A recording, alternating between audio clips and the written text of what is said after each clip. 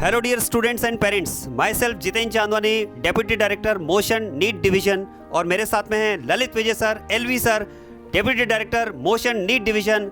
और आज हमारे साथ में मोशन का एक और चमकता हुआ सितारा रवि लवंशी, इसको हम आपके साथ में सामने लेकर आए हैं। और ये वो चमकता सितारा है जिसने नीट 22 में अपनी सफलता का परचम मोशन के साथ में ले रहा है। मैं थोड़ा सा इंट्रोडक्शन देना चाहूँगा। रवि लवंशी राजस्थान से ही 12 डिस्ट्रिक्ट के एक बहुत छोटे से गांव से बिलोंग करता है। गांव का नाम है कोटरा भगवान, और वहां की पॉपुलेशन अगर आप सुनेंगे तो you will be very much surprised. केवल 800-900 लोगों की पॉपुलेशन है। ऐसे छोटे से गांव से निकल करके एक स्टूडेंट कोटा आता है अपने डॉक्टर बनने के सपने को लेकर के, और मोशन के साथ में जुड़ता है और मोशन पर पढ़ाई करके उस सपने को पूरा करता है। और आज ये नीट 22 में 681 मार्क्स इसके एक्सपेक्टेड है। बहुत ही बढ़िया, बहुत ही बढ़िया, बधाई हो आपको। बहुत बढ़िया, बहुत बहुत बधाई बेटा कि एक छोटे से गांव से निकल करके आप आए अपने इस सपने को पूरा करने के लिए कोटा में, और आज 681 मार्क्स आप एक्सपेक्ट कर रहे हैं नीट 22 में। वेरी कॉन्ग्रेचुलेशंस बेटा, बहुत अच्छा, ठीक है, जबरदस्त आपने अपनी परफॉर्मेंस दी है। सबसे पहले तो जैसा कि मोशन पर हम प्रतिभा का सम्मान करते हैं, ये एक परंपरा हमारी हमेशा रही है। तो ललित विजय सर, मैं आपको रिक्वेस्ट करूंगा आप रवि को माला पहना करके इसकी प्रतिभा का सम्मान करें। बहुत बहुत बधाई, बहुत बहुत बधाई, बहुत बढ़िया काम किया आपने, बहुत बढ़िया, बहुत बढ़िया। बहुत ही छोटे से गांव से, मैं फिर से रिपीट करना चाह रहा हूं, केवल पॉपुलेशन है मात्र 800-900 लोगों की। ऐसे छोटी सी जगह पर सपना देखना अपने आप में बहुत बड़ी बात है, और उसको पूरा करना उससे भी बड़ी बात है, और वो भी इतने जबरदस्त मार्क्स के साथ में 681। सर, हम चाहेंगे कि इस जर्नी को बच्चों के साथ में शेयर करें। कुछ क्वेश्चंस हम जरूर पूछें, ऐसे क्वेश्चंस हम पूछें जो नीट 23 में जिन बच्चों को नीट 23 देना है उनको ये क्वेश्चंस हेल्प करें उनके टारगेट को अचीव करने में।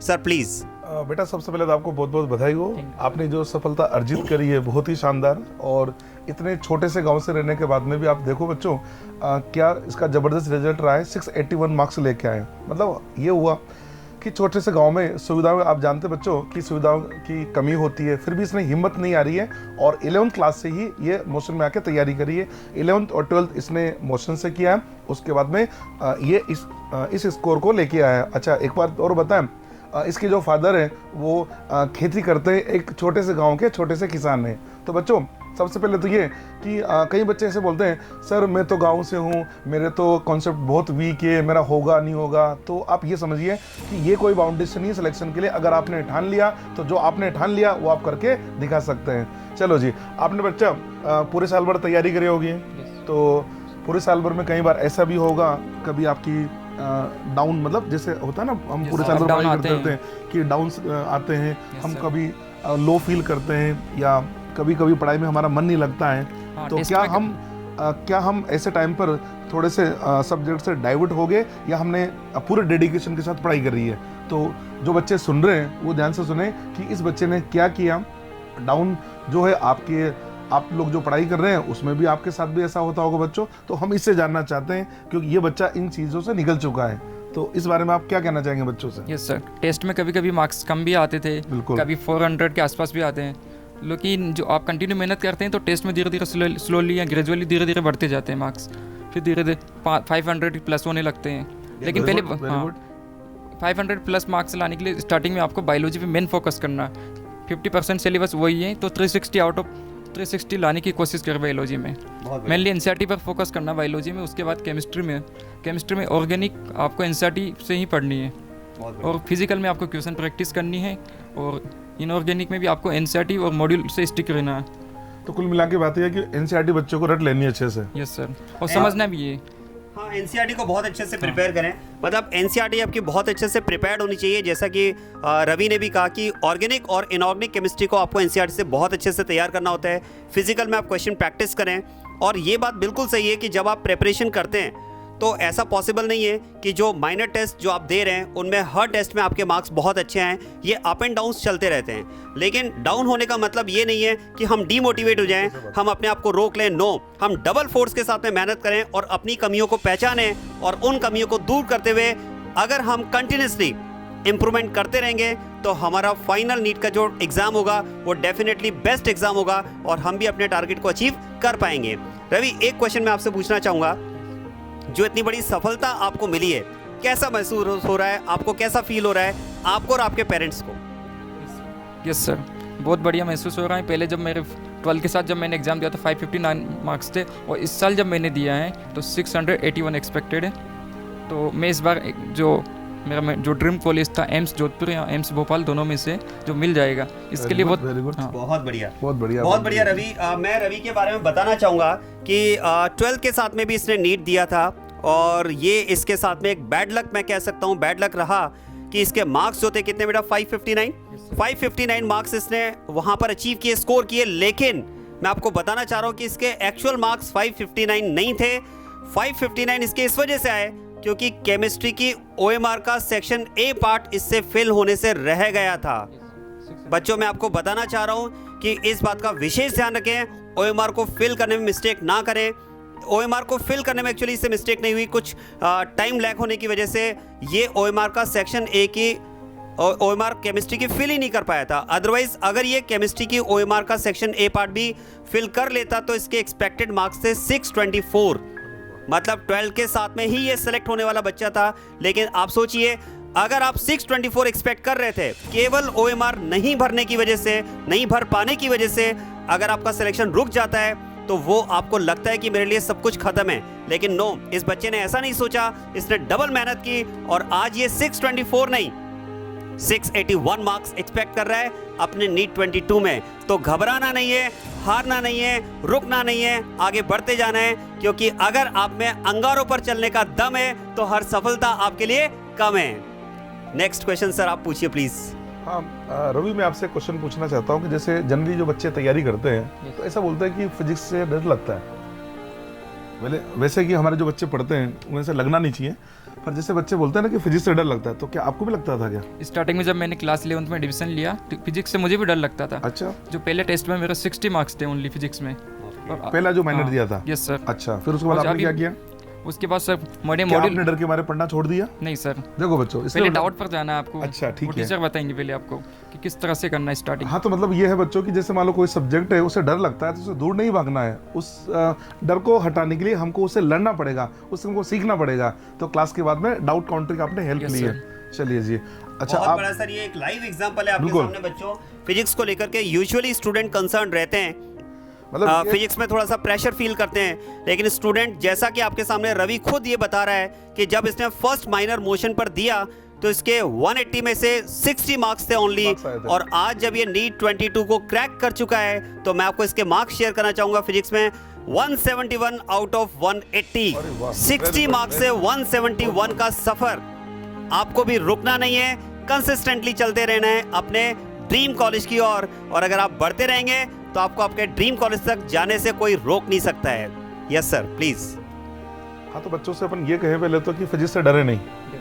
करेक्ट जी। अच्छा, बायो और केमिस्ट्री की तैयारी कैसे करी आपने? बायोलॉजी पे मैंने, मतलब अपने को बच्चों को ये बताना है कि हमने जो प्रिपरेशन करी ना, तो मेन फोकस कैसे करते थे? थ्योरी पढ़ने पे ज़्यादा ध्यान देते थे या हम क्वेश्चन की प्रैक्टिस ज़्यादा बनाते थे? सबसे पहले तो क्लास के नोट्स पढ़ने, उसके बाद NCERT साथ के साथ रोजाना डेली पढ़नी है, और उसके बाद मॉड्यूल लगाना आपको टाइम टू टाइम, और प्रीवियस ईयर क्वेश्चन टाइम पे सोल्व करना है। जैसे चैप्टर खत्म होगा आपका, वैसे चैप्टर के साथ आप प्रीवियस ईयर जो क्वेश्चन है वो भी फिनिश कर लीजिए। हाँ, तो बच्चों ये बात ध्यान से सुन लें। सबसे पहले क्या करना है, क्लास के नोट्स करने, उसके बाद हमको NCERT करनी है, फिर मॉड्यूल करने और प्रीवियस के क्वेश्चन बनाने। क्या इसके लिए भी कुछ और जरूरत पड़ती है बच्चे को? नहीं सर, इसके अलावा कोई जरूरत नहीं पड़ती है। आपको डाउट आए तो टीचर से पूछिए। Very good. उसके अलावा डाउट काउंटर की हेल्प लेनी होती है। Good good good. चलो, ये सब बातों का अगर आप ध्यान रखते हैं तो ये आपके कंबाइंड एफर्ट्स होते हैं जो आपको आपके ड्रीम कॉलेज तक पहुंचाते हैं। रवि, एक क्वेश्चन मैं आपसे पूछना चाहूँगा। आप जब कोटा आए तो आपने मोशन को चुना, क्या खूबियाँ थी, क्या फीचर्स आपने देखे, क्या बात ऐसी थी जिसने आपको ये डिसीजन लेने में आपको मजबूर किया, या ये कहूँ कि आपने अपनी खुशी से एक डिसीजन लिया, ठीक है, कि नहीं मुझे मोशन पर रहना है और मोशन के साथ में आगे बढ़ते हुए अपने ड्रीम कॉलेज तक पहुंचना है? तो ऐसी क्या बातें थी जिन्होंने आपको फोर्स किया, एक ड्राइविंग फोर्स क्रिएट हुआ आपका मोशन पर एडमिशन लेने के लिए? जब मैंने 10th पास किया तो उसके बाद मैं कोटा में एडमिशन के लिए सोच रहा था, तो उस समय जो फाइनेंशियल प्रॉब्लम थी कुछ, तो फिर मुझे मोशन के बारे में यूट्यूब से पता लगा, एनवी सर के बारे में। तो फिर मैंने देखा कि यहाँ पर 10% के बेसिस पे भी डिस्काउंट होता है फीस में, और ट्यूशन फीस में कमी होती है। तो मेरे 80% होता है फीस में, टोटल फीस में। Very good. तो उससे मुझे बहुत फ़ायदा मिला। फिर मैंने कोटा में एडमिशन ले पाया मैं। और फिर उसके बाद फिर मैंने मोशन के टॉप फैकल्टी थे, उससे मेरी स्टार्ट हुई पढ़ाई। बहुत बढ़िया। कुल मिलाकर के मुझे ऐसा लगता है कि शायद ये दो बातें आपके लिए मेन डिसाइड करने में आपको हेल्प किया कि जो आपके फाइनेंशियल कंस्ट्रेंट्स थे, ठीक है, उसमें कहीं ना कहीं आपको हेल्प मिली मोशन से, और जो यहाँ का एकेडमिक एक्सेलेंस है, ठीक है, उसने आपको यहाँ पर एडमिशन लेने के लिए एक ड्राइविंग फोर्स क्रिएट किया, और आज आप इस मुकाम पर हैं। तो बहुत बढ़िया रवि। बस एक लास्ट क्वेश्चन आपसे पूछना चाहेंगे। एक्चुअली क्वेश्चन तो नहीं है, एक बात आपको ये कहना चाहेंगे कि आप जो नीट 23 में प्रिपरेशन कर रहे हैं, उन बच्चों को क्या मैसेज देना चाहेंगे ताकि वो भी आपकी तरह अपने ड्रीम कॉलेज तक पहुंचें? आपको सबसे पहले अपनी बायोलॉजी पे फोकस करना, उसके बाद केमिस्ट्री में मार्क्स इंप्रूव करने, और उसके बाद में फिजिक्स में इंप्रूव करने। तो आप जब भी आपको लगे कि आपके बैकलॉग चढ़ गई हैं, क्लास में टाइम पर नहीं हो पा रही है, और उसके बाद आपको मॉड्यूल टाइम पर करना है। ठीक है, मतलब कुल मिलाकर के बैकलॉग आपको नहीं रखना है, ठीक है। आप अपने स्टडीज़ में अगर कंसिस्टेंसी रखते हैं तो आपके कोई भी चैप्टर्स या क्वेश्चन प्रैक्टिस आपकी पेंडिंग नहीं रहेगी।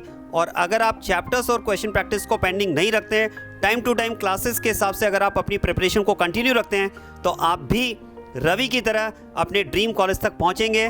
और मैं आपको एक बार फिर से कहना चाहूँगा कि मोशन की टीम सभी स्टूडेंट के साथ में है, ठीक है। यहाँ की एकेडमिक एक्सेलेंस, यहाँ का मैनेजमेंट, यहाँ की स्टडी मटेरियल की क्वालिटी, टेस्ट पेपर्स की क्वालिटी, और जो यहाँ का ऑनलाइन सपोर्ट सिस्टम है, ये सारा एक कॉम्बो पैकेज स्टूडेंट को जब मिलता है तो डेफिनेटली वो स्टूडेंट अपने ड्रीम कॉलेज तक पहुँचता है। तो हम मोशन परिवार, मोशन टीम सभी स्टूडेंट के साथ में हैं, और हम आपके लिए निरंतर प्रयास करते रहेंगे, और हम बिल्कुल कमिटेड हैं कि आपको आपके ड्रीम कॉलेज तक पहुँचाएँ। तो सभी स्टूडेंट्स को wish you all the best. NEET 23 के लिए आप अपने ड्रीम कॉलेज तक पहुँचे। बहुत बहुत शुभकामनाओं के साथ में हम इस इंटरव्यू को यहीं कंप्लीट करते हैं। ललित सर, आप भी कुछ मैसेज स्टूडेंट्स को देना चाहें तो प्लीज़। हाँ बच्चों, जैसे रवि जो निखर के आया है, मैं सभी बच्चों से ये कहूँगा कि एकदम लगे रहें। लाइफ में अप डाउन्स चलते रहेंगे, पर उससे हमको पीछे हटना नहीं है। आप निरंतर चलते रहिए, बिना रुके थके, तो आपने जो भी सपना देखा है आपका जरूर साकार होगा। उसको साकार होने से कोई रोक नहीं सकता। आपका जो ड्रीम कॉलेज है वो आपको ड्रीम कॉलेज आपको मिलेगा। Thank you, wish you all the best.